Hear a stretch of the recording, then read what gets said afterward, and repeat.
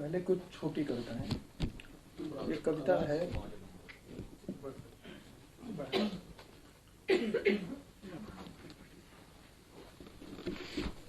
हाँ बोलिए। ये कविता है बड़े कवि से मिलना। बड़े कवि से मिलना हुआ, वे सफलता की कई सीढ़ियां चढ़ चुके थे। हम साथ साथ उतरे। औपचारिकतावश उन्होंने मेरा हालचाल पूछा, फिर 2 कदम बढ़े और कहा, चलता हूँ। हम कुछ दूर साथ साथ चल सकते थे। हम लोग एक ही ट्रेन के अलग अलग डब्बों पर सवार हुए। उस दिन ट्रेन एक नहीं 2 रास्तों से गुजरी। बिहार में एक निम्न वर्गीय जाति है मुसहर। कविता मुसहर। गांव से लौटते हुए इस बार पिता ने सारा सामान लदवा दिया ठकवा मुसहर की पीठ पर। गांव से लौटते हुए इस बार पिता ने सारा सामान लदवा दिया ठकवा मुसहर की पीठ पर। कितने बरस लग गए यह जानने में, मुसहर किसी जाति को नहीं दुख को कहते हैं। तीसरी भी छोटी कविता है बच्चे। सड़क पर चलते हुए एक बच्चे ने घुमाकर एक घर की तरफ पत्थर फेंका। सड़क पर चलते हुए एक बच्चे ने घुमाकर घर की तरफ पत्थर फेंका। घर की खिड़की का शीशा टूट गया। पुलिस की बेरहम पिटाई के बाद बच्चे ने कबूल किया वह बेहद शर्मिंदा है। उसका निशाना चूक गया।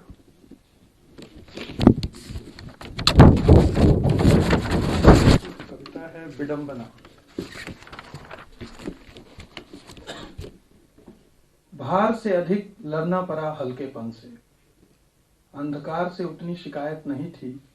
रोशनी ने बंद कर रखा था हमारी आंखों को। सोचते हुए चुप होना पड़ता था। बोलते हुए बार बार देखना पड़ता था उनके माथे के शिकन को। बेवजह मुस्कुराने की आदत का असर ये हुआ कि पिता की मृत्यु पर उस रात मैं घंटों हंसा। अपने बच्चे को नींद में मुस्कुराता देख मैं फफक पड़ता हूँ।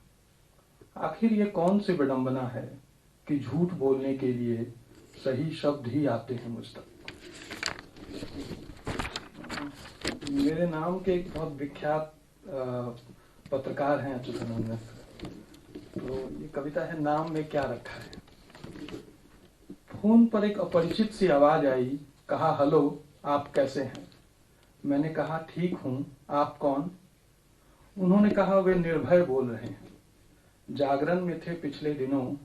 इससे पहले कि मैं कुछ पूछता बढ़ गई उनकी खांसी। थोड़ा संभले तो पूछने लगे, कैसी है तबीयत आपकी। मैंने कहा, ठीक हूं अब। हाँ, उन्होंने कहा, सुना था पिछले दिनों बहुत बीमार रहे आप, पर ले नहीं सका आपका हाल। मैं कुछ कहता पर वे ही बोल पड़े, जागरण में आप थे तो मुलाकात हो जाती थी। अब यह नौकरी छूट गई, कलकत्ते सा शहर और बच्चे 2। कहीं किसी अखबार में आप कह देते तो बात बन जाती। मैंने कहा, आप शायद मेरे नाम से धोखा खा गए। मैं वह नहीं जो आप समझे अब तक। नाम ही भर है मेरा उनका एक सा। दुखी आवाज में अफसोस के साथ वे बोले, उफ, आपको पहले ही बताना चाहिए था। और फिर बढ़ गई उनकी खांसी।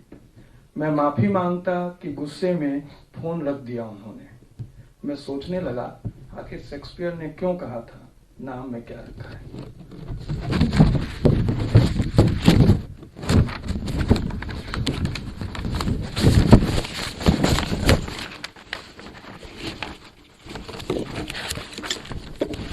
कविता है नींद और रात। लंबी उदास और उबाऊ रात, एक अंतहीन पगडंडी रेतीले विस्तार में फैली। प्रेतात्मा सी कुत्तों की नींद में आसरा खोजती। इस रात में मेरे लिए अब भी नींद का हल्का स्पर्श बचा है। दिन भर की थकान से कमाई है मैंने यह चुटकी भर नींद। उन नीली रातों की कई किस्तें चुका आया हूं मैं। नींद के भीतर खाली परवाज करती रात है, कोई सपना नहीं। नींद और रात के संगीत में भूलता हूँ जीवन के इस ठेलम ठेल को। लेकिन रात भर कहाँ ठहरती है रात, कौन जान सकता है रात के इस तिलिस्म को। पतली चादर में गुलमुरी सी देह का एक हिस्सा झांकता है। रात की खिड़की से बाहर पक्षियों की दुनिया खामोश है, फकत चांद गवाह है। संगीत रुक गया है, कौन जाने नींद की रेशमी डोर टूट गई या रात ही निकल पड़ी किसी और ठिकाने पर।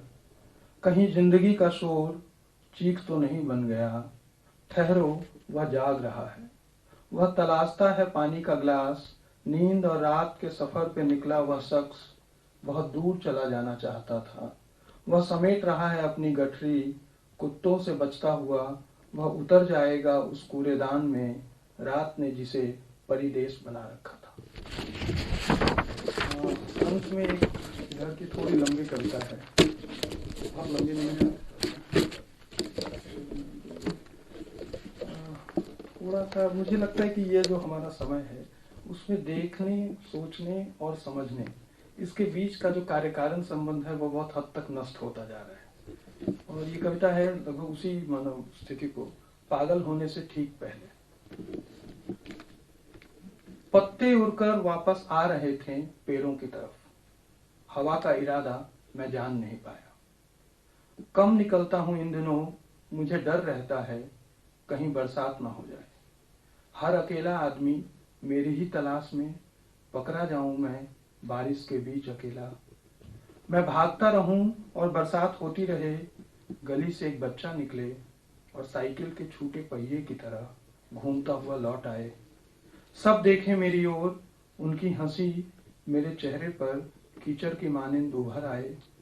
मैं सोचता हूं और बिजली गुल हो जाती है। आवाज सुनकर भाग चुकी होती हैं छिपकलियां। कभी कभी इस कदर अकेला होता हूं कि मुझे खुद को साबित करने के लिए नींद का सहारा लेना होता है। सपने में मैं एक सफेद मेमने के पीछे भाग रहा होता हूं। मैं गिर जाता हूं, मेरे घुटने छिल जाते हैं और पानी के जहाज और रेलगाड़ियां और हवाई जहाज कहीं से चले आते हैं। तीनों पर एक साथ बैठता हूं और पंखा चलने लगता है। तेज रोशनी के छींटों से साफ करता हूं आंखें। मैं हड़बड़ा कर बैठ जाता हूं, कान लगाकर सुनता हूं, घड़ी ठीक समय बता रही है। कान लगाकर सुनता हूं, घड़ी ठीक समय बता रही है, लेकिन मेरे भीतर एक आवाज आती है, कोई भरोसा नहीं। घड़ी हो या बिजली, रास्ता हो या नदी, कोई भरोसा नहीं। दरवाजे की तरफ जाता हूं, हालांकि अब तक कोई दस्तक नहीं हुई। दरवाजे की तरफ जाता हूं, हालांकि अब तक कोई दस्तक नहीं हुई। मैं अनसुनी किसी आवाज की तरफ बढ़ रहा हूं। मुझे लगता है उस तरफ से कुछ लोग अभी पुकारेंगे। मुझे लगता है वे किसी मुसीबत में हैं, उनकी आवाज गले में फंस गई है, उनके पैर जमीन में धंस गए हैं, उनके हाथों को लताओं ने बांध लिया है। मैं उनकी तरफ जाना चाहता हूं। मैं ठीक ठीक कह रहा हूं। मैंने अपने कानों से उनकी आवाज नहीं सुनी। मैंने अपनी आंखों से नहीं देखा उनका चेहरा। मैंने हाथों से नहीं छुई उनकी उलझन। मुझे लगता है उस तरफ से ही, हाँ उसी तरफ से जहां कुछ दिखाई नहीं दे रहा, उनकी आवाज आएगी। मुझे अपनी आंखों पर भरोसा नहीं करना चाहिए। मुझे अपने कानों से परे सुनने की आदत डालनी होगी। मेरे हाथ एक छांव को छूने में लगातार असफल रहे। इसका दूसरा हिस्सा है, वे लोग खो गए।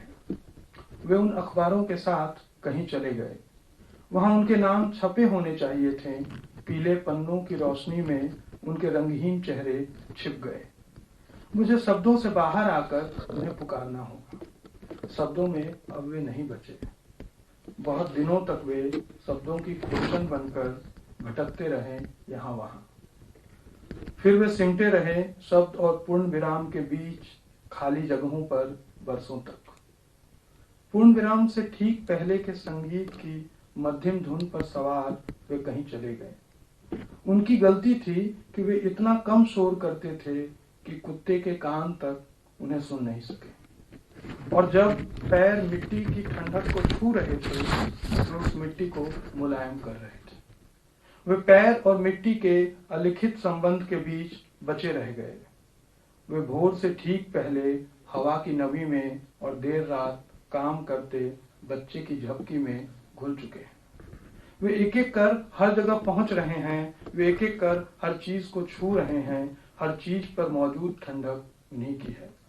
थोड़ी देर पहले तक वे पत्तों के टूटने में शामिल थे, वे बच्चों की रुलाई से ठीक पहले की कचोट में शामिल थे, वे चीखने से ठीक पहले की दरार में कहीं छिप रहे थे, लेकिन अब वे नजर नहीं आ रहे। यह आखिरी हिस्सा है। चीजें गोल गोल घूम रही हैं, पत्ते नाच रहे हैं और लोग ठहाका लगा रहे हैं। हवाई जहाज उड़ रहे हैं, पानी के जहाज पानी से थोड़ा ऊपर चल रहे हैं। सब कुछ एक पुरानी रफ्तार में मैं उस मेमने में बदल गया हूँ। उसकी आंख से ही देखता हूँ सब कुछ। एक देश सिकुड़ रहा है, समंदर घेर रही है उसे, ऊंची उठती लहरों में घुल चुका है मानचित्र। पानी के जहाज अब पानी की नोक पर तैर रहे हैं। हवाई जहाज के एन सामने पानी के जहाज हैं, धमाका कभी भी हो सकता है। दोनों दरवाजे खुले हैं, लोग जल्दी जल्दी इधर से उधर आ रहे हैं। कुछ लोग हवाई जहाज से कूदकर पानी के जहाज पर आ गए हैं। वे बेहद पढ़े लिखे और जहीन लोग हैं, वे पानी और हवा के नियमों में फर्क कर रहे हैं। अब कुछ भी देखना नहीं चाहता। इससे पहले कि लहर उस सफेद मेमने को बहा ले, मैं पत्ते में बदल रहा हूँ। जहाज डूब कर रहेंगे, सभी जानते हैं। कोई नहीं जानता कौन सा जहाज डूबेगा पहले। दरवाजे पर दस्तक हुई, बाहर कोई नहीं है। शायद वही लोग आए हैं, सिटकनी की ठंडक से जानता हूँ। दीवार घड़ी अब भी ठीक समय बता रही है।